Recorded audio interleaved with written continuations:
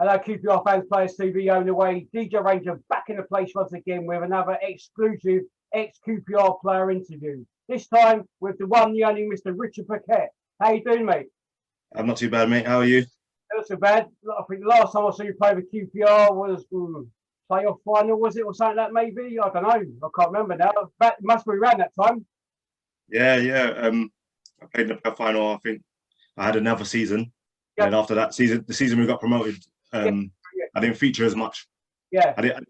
I do remember now. Yeah, it's just that stuck in my mind for some reason. But obviously, with regards to nowadays, are you still involved in football, or what are you up to these days?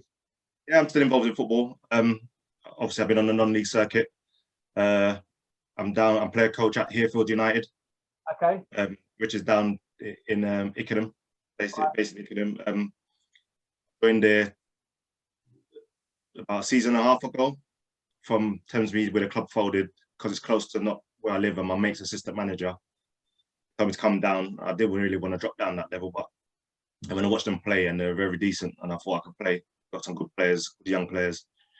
So I joined there, and we went the whole season unbeaten. When I joined midway through it, I just helped push them on to get them promoted. So 25 from November to the end of the season, and then last season was our first full season in like the Spartan Premier, which is step 5. We finished around mid-table, had an okay season, and then got into the COVID.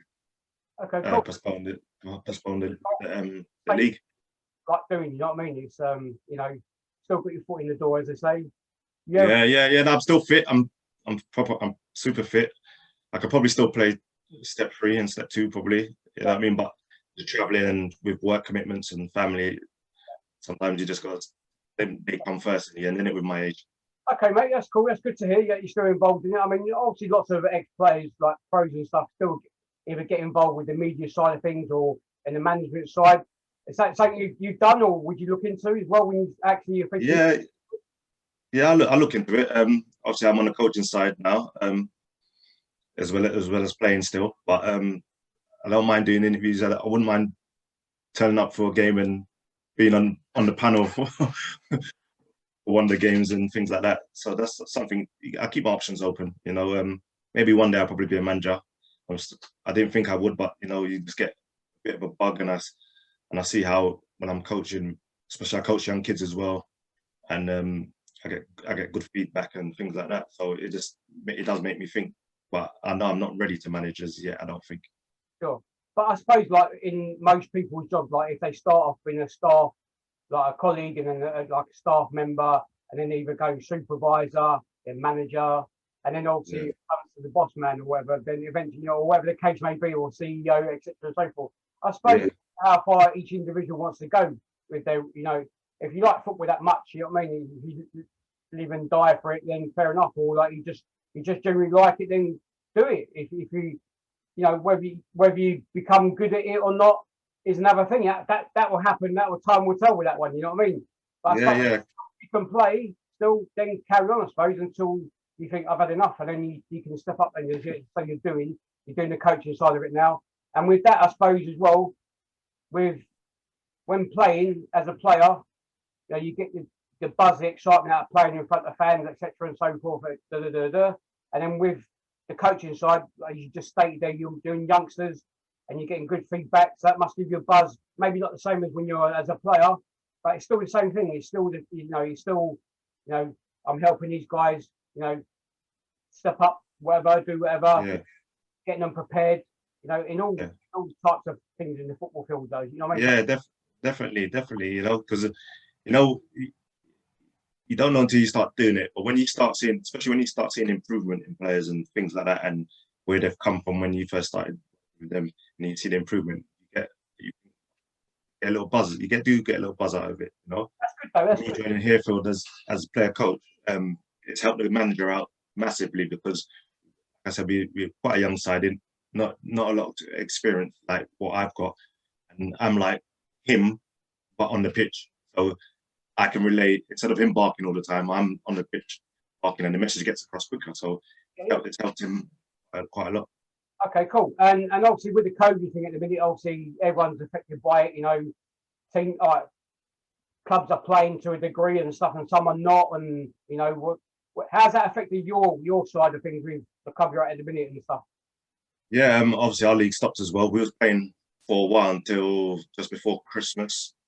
But it started affecting us because when they stopped shut the bars, the clubhouses and things like that, that's where our club makes money as well. You can easily come and watch at our level and social distance, so that's not a problem. You know what I mean? You know what I mean? But it's when the clubs start losing out on people, it's like to stay off, have a few pints and things like that. You know, obviously it's affecting my other side, my other work where I coach younger kids on the weekends and that. So COVID's affected that, but obviously I work to Friday in a secondary school, so I'm all right with that. Yeah, cool. I mean, hopefully soon we can get back to normality to a degree. You know, like even if I suppose it's limited fans back in again. You know, like it was for a little while there. So it's better than nothing. And as you say, like if it brings other people back into work, then you know, like because some people are furloughed, some people are and stuff. You know, and obviously most importantly, it's like people have lost their lives as well. Yeah, definitely. You know, and as you just stated, they like people need to come down and look at your level of playing football, like as in it affects the top end as well, but they've got the money there, haven't they? Realistically, yeah. Semi-pro leagues and lower leagues, they're suffering big time. You know what I mean? It's I think a lot of people forget about the lower leagues. You know, especially I will say, and Tony Chenza always barks on about it, and he's right. You know, go and have a watch your local team when your team like support is away. You know, get a good atmosphere. You can have a pint around the pitch. You can have a pint in the bar after. You meet the players as well. You know, and there's actually the football's got a lot better. You know what I mean? You got some teams that play good football. So I tell people to come and watch non-league football. Like even when I don't play, I go and watch other non-league football games. You know, I go watch my mates who have a non-league football that's local because I love football. Yeah, I mean it is like local football teams. You know what I mean? Go and support them as well. You know, you're supporting these local clubs because grassroots football at the end of the day, a lot of these pros, like big pros, come from prime example like Les Ferdinand, Hayes. Yeah. You know what I mean? That's just one. Look at Charlie Austin. Well, he came from non-league as well before he went to Swindon. Yeah, there you go, mate. So. Clubs do need to remember that as well. The bigger clubs, and I'm sure people do help them out. Maybe don't get exposure about it, but but hopefully they can realise that now it's not all just about the Premier League because the football pyramid does start down the bottom as well. Yeah, definitely. Okay, mate. I'm just going to get some questions on for you about when your time at QPR. If that's all right. Yeah, that's fine. That's fine. Cool. First question is: when growing up as a young boy, did you support any team, or did you have a favourite player like you like watching that made you decide I want to make it as a pro footballer? Okay, so I used to love John Barnes as a kid because he went to one of the local clubs near where I lived in Paddington. He used to go Stoke Boys Club. I used to go there. I used to love John Barnes. I'll be honest, I was a Liverpool supporter for a while until I got to about the age of 10, 11, and I changed to Arsenal. My mum was Arsenal. Okay.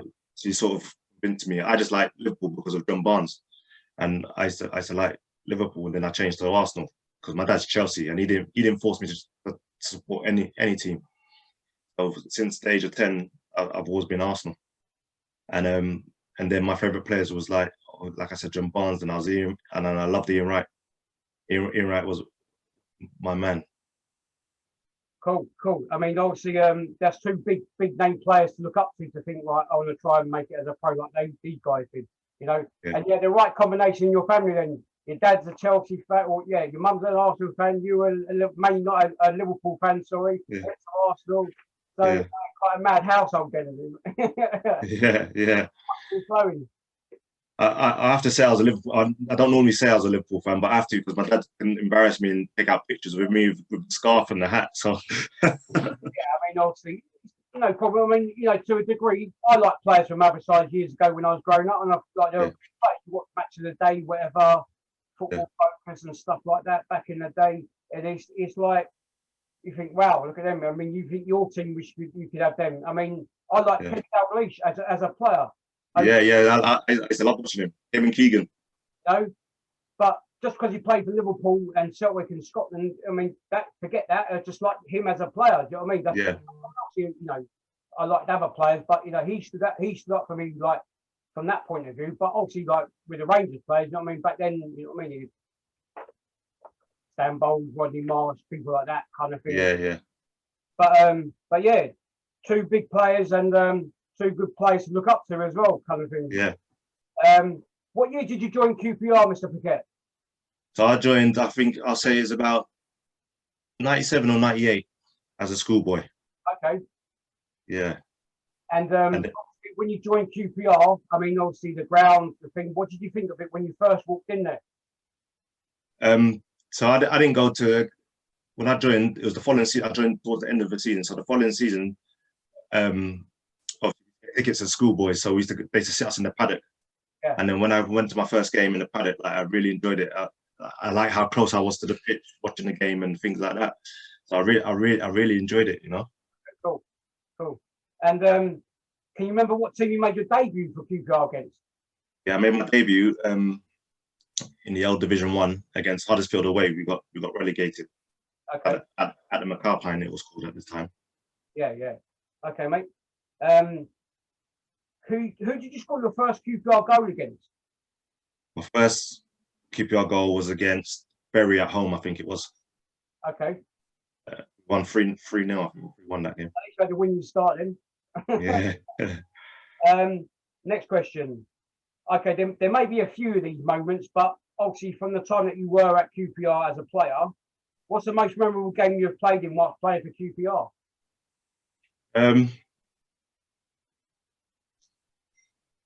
I say the playoff final was my memorable because as a kid you grow up, you watch playoffs on TV, and then you end up playing in the playoff final in a big stadium like Millennium. So that's probably the biggest game. But I also say I came off the bench to score the 92nd minute equaliser against Plymouth at Loftus Road. Okay. That when the place erupted, that was special. Cool. That was special. Just touching on the Cardiff game, the playoff final. I mean, obviously, gutting that we lost. And obviously the semi-final against Oldham, that's two extremes in games because obviously when Furs got the winner, yeah, that was mental. The ground was rocking. I mean, you can see the clip on YouTube, but literally. Yeah, you see the camera moving. I mean, I was actually in the AFC Road. I mean, that's where I sit now, still, like in the away, and I was virtually in the same kind of area, and it was like mental. It was like limbs everywhere, and then it was like obviously, but the final itself. I mean, there was a report of like the fire alarm going off early hours of the morning. What was that? I mean, you know, did it really happen? Was it just me? Apparently it did, but because the hotel's so big, yeah, and everyone's in different parts of the hotel. My part of the hotel, it didn't go off. I think it did go off. I think I heard no. It didn't go off my end, but I remember in the middle of the night I heard something on the tannoy like it's not safe to go get back in your rooms. Okay. Yeah, but you know when you're half asleep, you're not really taking note. It's only when we woke up in the morning. Some people said, "Oh, did you hear the fire alarm?" I was like, "No, what fire alarm?" I said, "If there's a fire, I'd have been smoked." You know. So, but because we stayed in Kelton Manor, so the hotel's quite big. So I think it was only in a certain section of the hotel. Okay. I mean, was there any players affected by that or not? Or I mean, I don't think any of our players was. I mean, obviously, you pointed out that was one of your most memorable games you played. Yeah, we lost the game, and you can look back at different moments in the game, and you know, i.e. the Tommy Williams incident. I'm sure most QPR fans would relate to that, where he went on that mad run and then went for the shot, went for the glory. Some people would have done it. Some people would have. A lot of people would say he should have squared it across. I think Furlong and Gallagher in the middle, which either one of them I think would have scored most probably. All right, it's always them butts now, but at that time.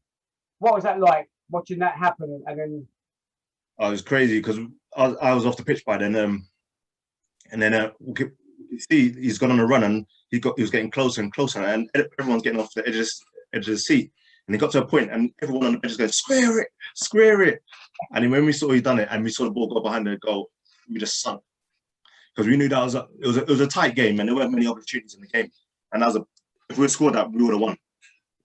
I mean, as you just stated there, Richard, it was a very tight game. I mean, you know, I think I'm trying to think of other chances that we had in the game. It's that long ago now. I mean, it's like, I mean, it was like I remember getting a coach from Aerial Way down on like, you know, Long White City there, and it was like, I mean, I don't know how many coaches went up, and it was just a mad day out. Obviously, we lost. It was gutting that we lost. I'm sure the players were gutted as well. But you know, it's a good experience in the way you can learn from that, I suppose. And you know, and it's one of your memories. And the Oldham game as well. That was a totally extremes of, you know, fans feeling in the game kind of thing. Do you know what I mean? Yeah, but then again, we went the following season and finished second and got promoted automatically. Exactly. So that, I suppose losing the final in a way kicked the spur us on even more, made it even harder, and we actually done that. So I want to say well done to you and the guys for that. I mean, what was it playing alongside people like Danny Shittu? It was quality because me and Shittu used to battle against each other when we was in the youth team. He's at Charlton, and I was at QPR. Me and him used to have some battles. Like he was always that size as a youngster. Yeah. But at first, I used to be a bit weary of him, and then I thought, you know what, I'm gonna give it as good as I get, you know. So when I knew that he had a lot of respect for me as well when we used to play against each other, you know. And then when we signed him, I was delighted because I was thinking we got a good defender, like he's a beast, you know? He's quick, he's strong, you know, and he's just brilliant. He's the size of a house, man. I mean, I can imagine him running full pelt as well and getting challenged off him, man. He's like, you know, he reminds me of Bob Hazelett, who used to play for QPR many years ago. Yeah. Big, stocky, big, you know, strong in the header, done a team as well. Do you know what I mean? It's like, and the same with like, I mean, obviously like other players in that team as well. We had quite a few like Bircham, Gallen, Furlong. Yeah, I mean, Furlong. quite a few. You know what I mean? Yeah. What was it like playing alongside them, Richard? It was funny. I couldn't wait to play alongside Gallen, to be fair, because obviously coming through I was there a long time as a kid, so I knew Gallen was around before I even got to the first team, and he come through the ranks like I did. He was spoke about. He was highly rated, you know. And then when obviously he left, and then when I made my debut, we played against him. He was at Huddersfield. I think he was at Huddersfield at the time. And then he came the following season. It was good to play with him and learn from him. He helped me a lot. And then with Furs is like, I can't speak much more about Furs. Furs is like the godfather, you know. Like he taught me a lot. He guided me a lot. He mentored me a lot, you know. So, and Birch is just a character. Birch is one that you always want on your team. You need a guy like Birch on your team. I mean, to be honest with you, Richard, it's like in a team, like I've done a few interviews with other players and stuff, and they talked about characters in the team and the bonding and stuff. And obviously, I'm not saying you're going to get on with everybody well, like your teammates. You're in the same team. Things are going to happen like normal workplaces. You have disagreements and stuff. Obviously, what the fans don't see behind the scenes is like that kind of stuff, what goes on. I'm not saying it does, but I'm sure it does happen. I mean, with that team, like, you know, the playoff final that season and after winning the league, what like with the camaraderie amongst the players? Like, you know, it's been good. Obviously, for the season we got promoted because even before, because like we got to the playoff final. You know what I mean? We had a good team. You know what I mean? It was a great set. You know, Ollie and Kenny and the coaching staff, they'd done a good job with the kind of players that they brought in. You know, we all got on. Obviously, there was your cliques and that, but we all got on. The banner was flying. You know, you had the older lot. You had Bertram and Gallen, who was all inseparable. Then you had me, Shittu, Terrell Forbes, Dennis Ollie, all us lot. We was our group. Furs was in and out of our group and that. So you had your little group, but it was brilliant. And we used to do things on a Friday, like in training, it'd be obviously set pieces and whatnot, and we'll have a five-a-side. It'll be over young. It used to be every Friday, over young, and it used to be a proper battle over young, like, and it was good. So we trained. How we trained is how we played. How we played, how we trained. It was intense. We all wanted to win, you know, and it was a great bunch of lads. I mean, obviously, like did you ever guys go out for like drinks and meals together as well, like team bonding wise? Was there much of that going on, or there was a few. We had a couple of team nights out. Some of us used to go out together, like me, Terrell, Shittu, Leeway Griffiths. All us lot used to go out together. Obviously we had our Christmas dues. Then everyone was together. When we got to the playoff final, we all went out on the following day. We went on a big bender, which was good. Yeah, it was quality. Also, like we done things like there was moments where we done things as a group, and then obviously you got certain groups that used to do their things together. Yeah, I mean that's the difference between players. But you know, if it was all the same, then you know it'd either be good or bad. But yeah, like in all sorts of walks of life, you have different characters. You know what I mean? And that's what kind of makes a team as well in a way. You know what I mean? Because you're going to have the grafters, you're going to have the people that do the dirty work, then you're going to have the skillful players. You're going to have whatever. You know what I mean? It all connects, and if you can get on great to a degree, then you know it's like it can be good for the team and good for you guys amongst in the squad. You know what I mean? If you can generally get on, then you know it's like that's all good. But anyway, next question. I'll move on. On whilst in the team, who did you room with on the away games, or was there different? Yeah. So, or was there certain ones you prefer to room with? So when I obviously I got in the first team. So at the beginning, I used to room with Leroy Griffiths when he first come. So I roomed with Leroy for about a year or so. Like I didn't choose it. It was Holloway that probably chose all the partners, yeah. And then I think he chose first for me after that. It was me and Paul Furlong. You know, Leroy was quality. Like we used to play PlayStation in the hotel rooms. So we used to bring our PlayStation and we used to play, and all the boys used to come in our room or go in the other boys' room and play PlayStation. But Leroy was a character. He was just a character. I'll tell you a story actually. One night we was playing computer. It was late. We had the game next day, so I said, right, I'm going to sleep. He said, yeah, I'm going to sleep. And then I'm sleeping, but you know when you're sleeping, you know the lights on in the room. So like I woke up, yeah, and the lights on, and I've looked at his bed and he's not there. And then I looked at the end of my bed. He's sitting on the end of my bed and he's still playing computer. Yeah. I looked at him and I said, what time is it? I said, Lee, we've got a game tomorrow. You just go to bed. And he just looked at me and started laughing. But with Leroy, he's just different. He was the fittest at the club. Yeah. Like he was a machine. Well, yeah, but he was a machine. Yeah, stocky, but he was a machine. He could run all day. You know. But he was my roomie, and then I had Furs, and like I said, Furs is the godfather. Furs was like my mentor. I spoke to him about stuff. He gave me good advice. I was glad when Holloway put me with him, to be fair, because I used to watch Furs as a kid anyway when he was at Chelsea and Birmingham and things like that. So with Furs though, Furs was very laid back as well. Furs is very laid back. So when we had meeting times, we had to leave our rooms for team meetings. Furs used to kind of fine, but I never used to want to leave him anyway because he's my room partner. We stick together, you know. So then, like a couple of times, it was probably a minute or two late, but Holloway used to know I was waiting for Furs, and like I'm not leaving my room partner, you know. So but Furs was quality. Obviously, as a player, you got on well with him. You roomed with him as well, and obviously, and as you said, he was like a mentor to you. So obviously, like you have a big respect for the guy. I mean, I've met him, and he comes across really nice, and you know, I can't imagine what he's like as a player on the pitch. Obviously, it's a different thing from being a fan to actually try someone. I mean, on and off the pitch, does he come across the same way? As in, he's the same. You know what I mean? It's like, you know, and I remember when he first comes to QPR, he said, because I've done an interview with him, like I've done with you. Yeah. He was injured at first when he come. And obviously, because he come from Chelsea and the rivalry between QPR fans and Chelsea, you know, obviously he's still that way now, but obviously Chelsea don't see us as a rival kind of thing. Yeah. Totally exists in different parts of the world, I think we're in now. But he goes, because of that, and I was injured, I didn't have the best of start, but then he did start scoring. I think he's got rid of his injury. And then obviously he went on and got better for him, improved. I think the Oldham game, the semi-final, I think that put him in not a legendary status, but like the fans like him up there.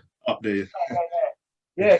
He comes across as a nice fella, and like, you know, you just kind of summed it up there with him again. Like, so you look up to him as a mentor and stuff.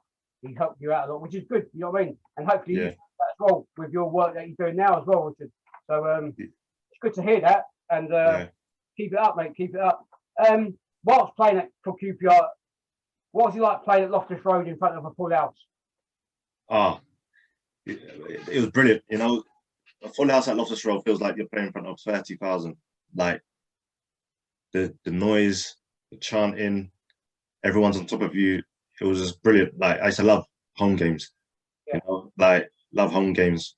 And I think I say to everyone, like that's a ground that you just love to play in.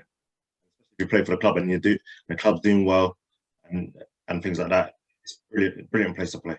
I mean, what as a player, obviously, have you ever seen any away players that come out on the pitch and like when the crowd's been rocking and we've been playing well, you can see the fear in their face because we're so close to the pitch, and even like you guys as well, because obviously if you play badly, I'm sure the likes of myself and other fans would let you know, kind of thing. Yeah. But you know, people pay their money, I suppose, and it's like, but it's so close to the pitch compared to like other grounds. Like, you've been to and played at and even watched games at, and it's like nowadays the grounds now they're not really as close as they're quite eerie. The new grounds, they're quite eerie. I mean, it's nice and stuff. Don't get me wrong, and it's more than just the football they're on about now because it's all to do with the money, of course, and things and stuff like that. They're trying to improve the fans, you know, experiences and stuff in more ways than one. I mean, Rangers are still like that. I mean, you know, if you did move, I hope they keep the same kind of model with the ground close. Because I think they're unique in that sense. Because the only other ground I could think of similar to ours was like West Ham back in the day. They were quite Upton Park. Yeah. They were quite close as well. So like but then it could spur you guys on as well. Like, you know, when the team are playing well, you might get that lift from the crowd. You know what I mean? Which they say the 12th man and all that, but does that actually work? The 12th? Are we the 12th man for you guys? Yeah, definitely. Especially when the game's 0-0, it's 1-1, and they know it's like the last 10 minutes. You hear the noise level starts coming up. You can hear it, and it's that push. It gives you that extra urgency. Go and try and win the game, you know. Cool. And it's brilliant because I've heard opposition players say that they love playing at QPR because of the way that the fans are and the way you can hear the noise. Like some players thrive off it, but it's a good thing. Yes, yeah, it's a good thing. Yeah, I mean, hopefully, as I say, we can, if we do move, then they can kind of incorporate the same kind of stuff, like, you know, obviously maybe on a better standard, of course, because the ground is like old school, isn't it? As you know. School, yeah. But that's the way we like it, man. That's the way we like it, and it's you know, if we do move, we'll do move, which I'm sure they're looking at doing. Just a couple more questions from myself, if that's all right, Richard. Yeah, that's fine, mate.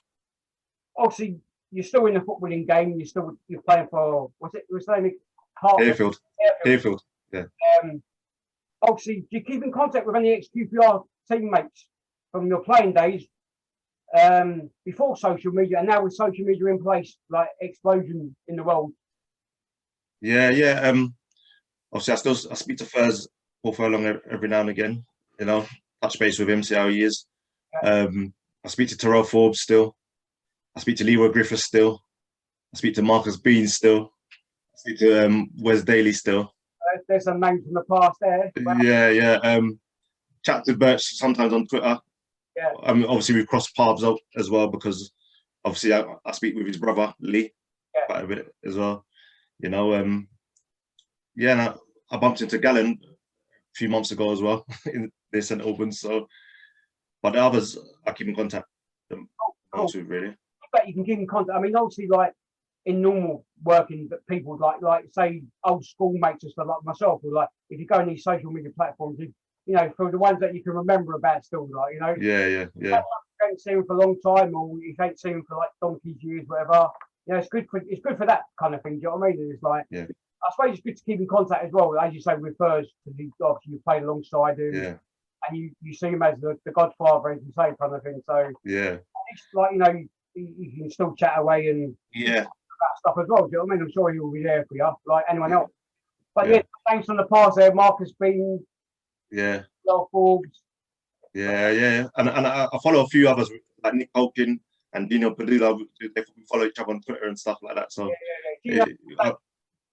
and Ali Fording as well. Like they're all. I mean, most of them are on there anyway. It's just like obviously like whether there's any like WhatsApp groups and stuff.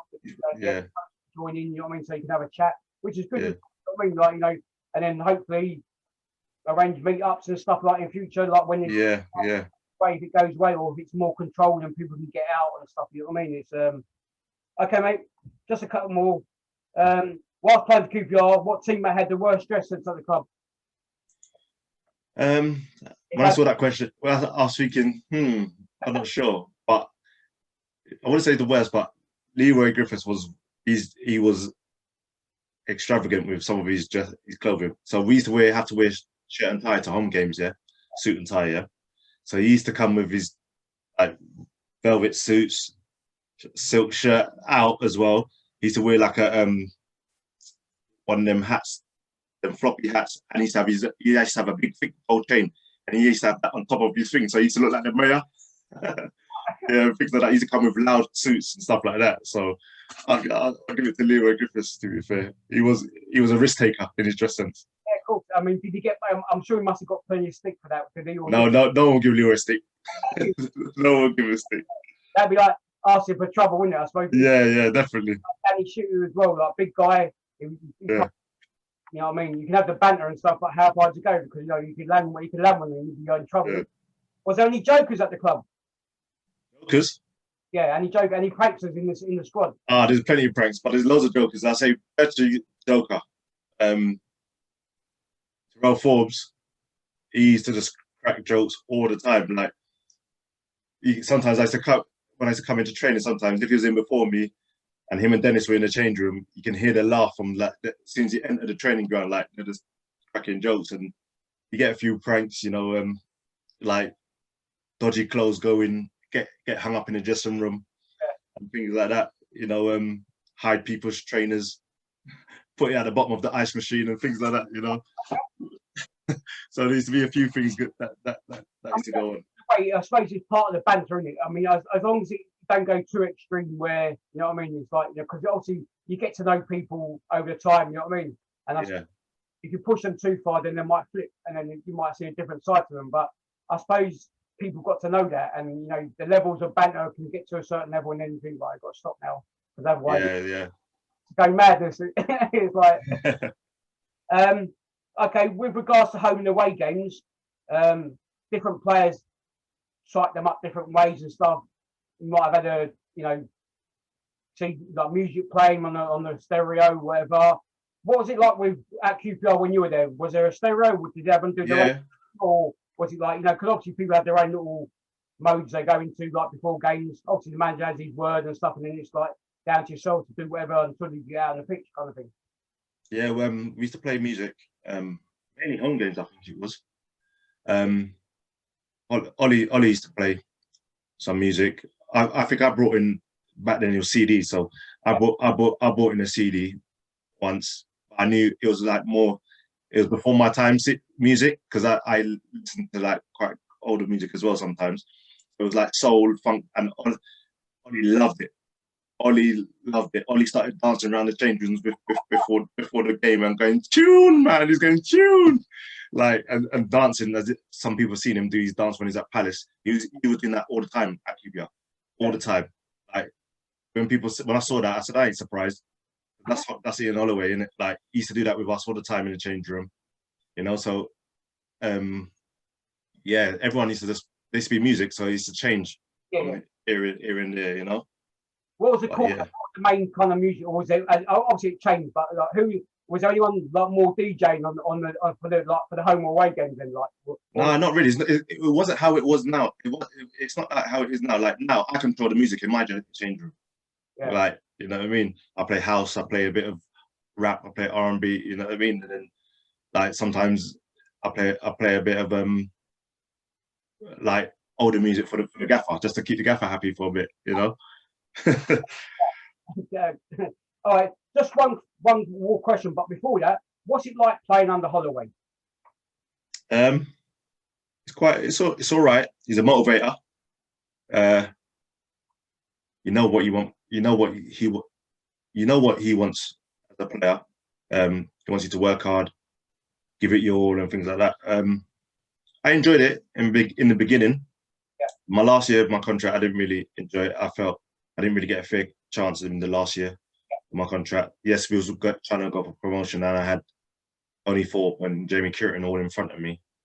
But I was playing resis and doing well for the resis, but there was no reward for it. Really, I was just sitting on the bench in the first team and not getting. But Holloway was good. Kenny Jackett was a very good, very, very good coach as well. Very good coach, Kenny Jackett. He helped me a lot as well. I think he's at Portsmouth. He's at Portsmouth, yeah. I don't know how it's not, but I mean, he seems to be doing all right. Just one final question for myself, if that's all right, Richard. Can you give me and the QPR fans watching this Q&A interview an overall summary of your time spent playing for QPR, please? Fantastic club, welcoming, warm, especially as being near enough a local boy. I live in West London. I'm privileged to play for QPR. I wish it was longer. I've done more there while I was there, but I really enjoy it. I still keep my eye on the results, and I still got a bit of blue and white hoops in my veins. Even though you're an Arsenal fan, and even though I'm Arsenal, I still got that. I was at QPR from the age of 14. Like, you know what I mean? I've had great experience there. Like, I love being at QPR. of course, I mean, when I left, it hurt a lot, but that's football. Yeah, unfortunately, yes, that's what happens, isn't it, Richard? As you know yourself. I mean, as much as you like it there, or you know, and as you state there as well, in your last part of your career at QPR, it wasn't so great for yourself. But very kind words about the club, mate. And I just want to thank you for your time and effort playing for the R's. Good to hear that you're still involved in the football. Keep it up.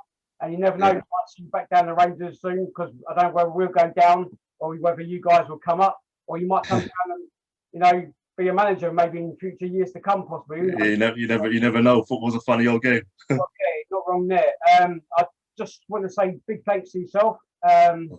Be safe out there, mate, whilst we've got this madness going on. That's it for myself, Deejay Ranger, with the one, the only Mr. Richard Pacquette for QPR fans on Players TV, home and away. We're out of here. Come on, you R'ss.